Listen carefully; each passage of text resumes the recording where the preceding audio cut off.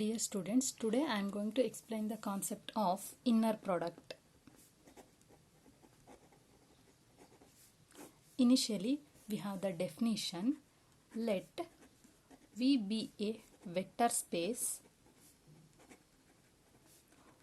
over a field R.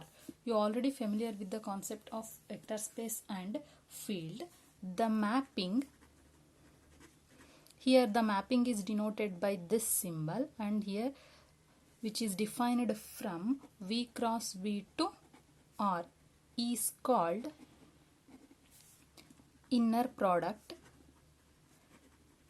if it satisfies the following three conditions. That is, here we are taking the mapping, here we are defining this mapping from V cross V to R, that is, here codomain is the real number system.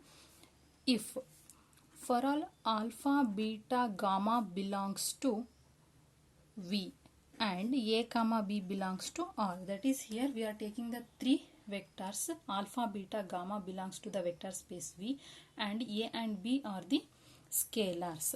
And the first condition is inner product of alpha comma alpha, which is always greater than or equal to 0, and inner product of alpha comma alpha, which is equal to 0 if and only if alpha is equal to 0. This is the first condition, that is, the inner product of alpha comma alpha is greater than or equal to 0, and it is equal to 0 if and only if alpha is the null vector. Second condition, inner product of alpha comma beta, which is equal to inner product of beta comma alpha, that is nothing but the symmetric property. Third condition is inner product of A alpha plus B beta comma gamma, which is equal to A into inner product of alpha comma gamma plus B into inner product of beta comma gamma. So these three are the conditions for the inner product. Next, we have the concept of Euclidean vector space.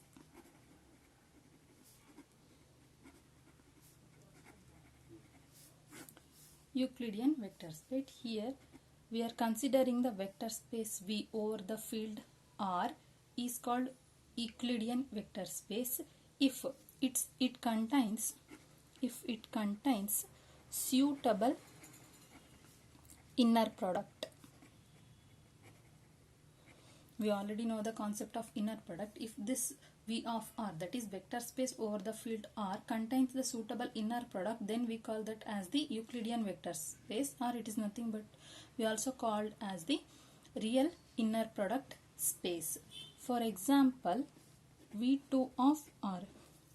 V2 of R is the Euclidean vector space since it has the inner product which is defined as for all alpha which is equal to A1 comma B1 and beta which is equal to A2 comma B2, they are belongs to V2 of R, and here the inner product, that is the mapping, is defined by this,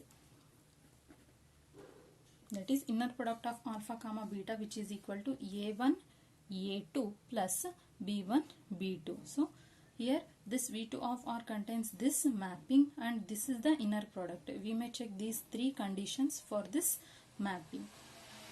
And we have one note. Here we have two basic properties of the inner product. That is, first one, inner product of A plus B comma C plus D, which is we can written as A inner product of A comma C plus inner product of A comma D. That is, first we are applying this A along with C and D, and then we are taking this B along with C and D, that is plus inner product of B comma C plus inner product of B comma D. Next, second one, inner product of A alpha comma B beta, which is equal to AB into inner product of alpha comma beta. These two are the basic properties we are using in the next properties. Next, we have the concept of length of a vector, or we also call that as the norm of a vector, and here norm of a vector is denoted by this symbol, that is double mod alpha. Here we are taking which is the vector or sometimes we are using the mod symbol, that is a single straight line. So here length of a vector is defined as the square root of inner product of alpha comma alpha. So this one is the definition for the norm of a vector. Length means, here vector means we know that it contains both the direction and magnitude. So here we have to find out the magnitude of this vector, that is length of the vector. Here the norm of the vector, which is equal to square root of inner product of alpha comma alpha.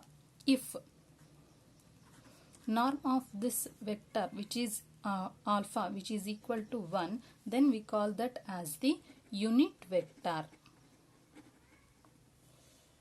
So, and then next here we know that norm of alpha, which is equal to square root of inner product of alpha comma alpha. We may take we are squaring on both sides, that is then norm of alpha whole square, which is equal to inner product of alpha comma alpha. These are the basic concepts regarding inner product.